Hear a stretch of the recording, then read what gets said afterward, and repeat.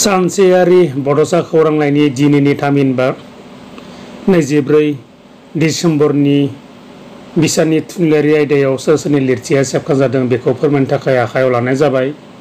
गिबियावनो बयनिसिमबो गुरैयै खावलायहरनायदि सानसेयारि बड'सा खौरांलाइयाव अराय नोंथांनि बेसेन बहरा लिरथिखौ दैथायहरबाय था आरो अनसायलांबाय था।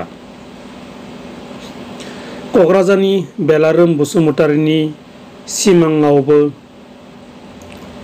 बर' बाजार सोलोंसालिमा चिरांनि नब ब्रह्मनि आंनि आंगोनि बर' गामि, धेमाजिनि रनजित दैमारिनि नों फै, बाक्सानि रैदोम बर'नि सोरबादि सुबुंनि, बाक्सानि सबिराम बर'नि गावदां अखाफोरनि रिफि खन्नायाव, सनितपुरनि प्रदीप रामसियारिनि गोसोखौ लिंहरो आरो रन्जय कुमार बर'नि मिथिंगा खन्थाइया सेबखांजादों।